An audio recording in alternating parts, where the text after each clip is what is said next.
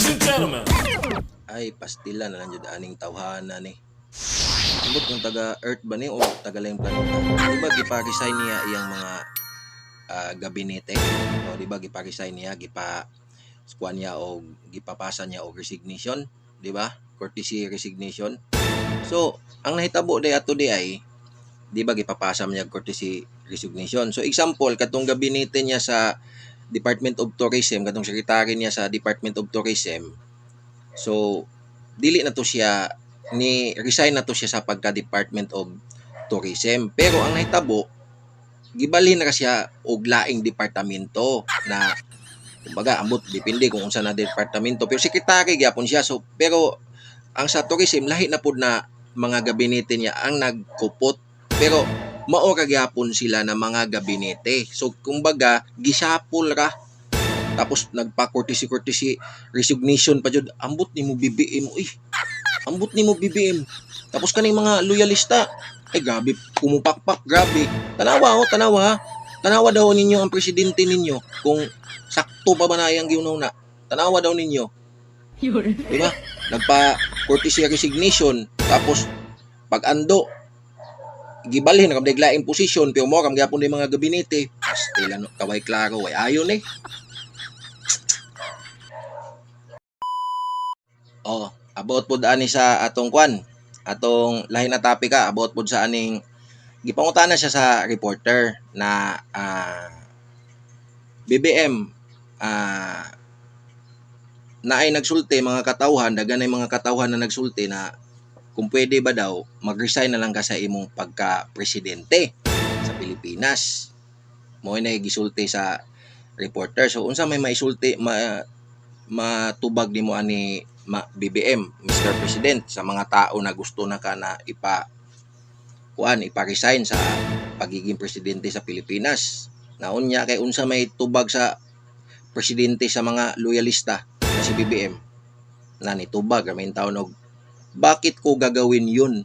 So pasabot niya ano daw niya buhaton daw nang mo resign. Wala sa ugali ko ang tinatakbuhan ang problema na diha jud tani. Jud.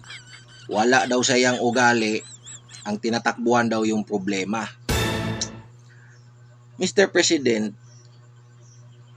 to tell you frankly, ang Pilipinas wala may problema.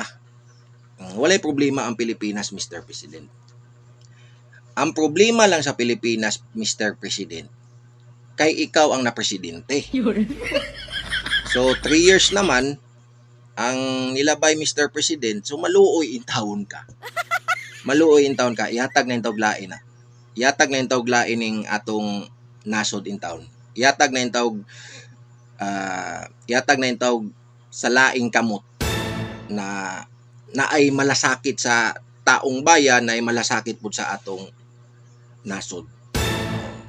Wala may para sa ko wala may dili man talawan ang among itawag sa imo kung ikaw mo resign pagka presidente. Mupakpak pa mi sa imo promise, mupakpak pa ko, mo believe pa ko sa imo kung mo resign ka pagka presidente. Daghan pa mo believe sa imo BBM. Kung mo resign siya pagka presidente, siguro medyo ang tao murag ang kasuko sa tao sa imo medyo minus-minusan, kumbaga ma-reducean ba, mabawas-bawasan gamay. So siguro para kung gusto ka maka-recover sa katawhan mo na ni, it's time na dapat maka final decision na ka na mo resign na jud ka. Kay mo na jud ni siya na kay di ba ikaw na nagsulti mismo na dili na uyon ang katawhan, wala na nalipay ang katawhan sa gihimo sa mga inyong administrasyon ngayon karon, di ba? Wala giganahan kay sa result pa lang sa election, di ba, na feel na nimo na dako jud kag pakukulang sa tao. So dili man talawan ang mo give up ka as president.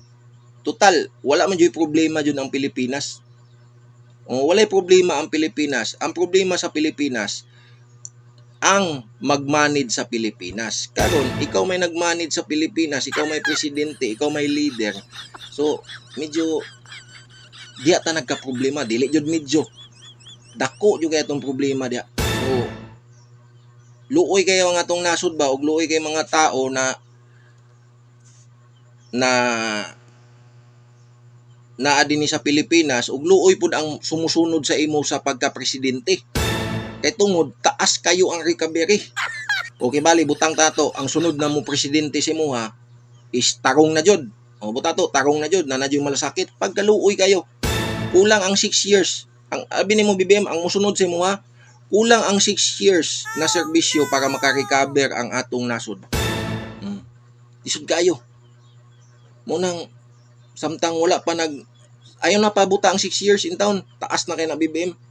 So kani mong gi sulti din o kaning bakit ko gagawin yun wala sa ugali ko ang tinatakbuhan ang problema. Ayaw na ayaw na dili man ingon na nitakbo ka sa problema. Ang problema man jud ikaw may mismo ang problema. Dili man nitakbo ka sa problema, ikaw mismo ang problema. Mo nang hawa na gani diha kay para ikaw na problema ka sa nasod, pag mohawa ka, so at least ang nasod nato, ang Pilipinas nato magaan-gaanan, di ba? So mo na Mr. President, presidente sa mga loyalista, tana naa kay usog, strong will, tapos naa kay baruganan. Magpaka-Marcos ka. So kung magpaka-Marcos ka, naog sa Malacanang kay maunay pinaka-the best nimo buhaton. So alright Mr. President, sa mga loyalista, BBM, uno na kay every day, every hour, every minute, every month, every year. Gabi ang kahiubos sa mga tao o kasuko taga-adlaw diha sa imo. Wala na lain na kaayo. Lain na kay mong panerbisyo na mura na kag plastic ba na napilitan na bahala mong masuko mo diha sa ako basta ako presidente jud ko ipadayon din akong pagka-presidente nako. Sa unsa pa nimo ipadayon imong presidente kung ang mga tao wala na ay public trust sa imuha, di ba? Ngano pa man ipadayon pa man nimo ang imong pagka-presidente ngano magserbisyo pa man ka kung ang tao nawala na ang ilang public trust sa imuha. So mo nga na mga loyalista, pakihipos sa inyong presidente. Please lang or pakitambag na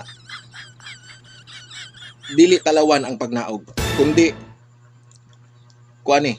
nagpakita ni og strong will. Okay? Alright, bye-bye.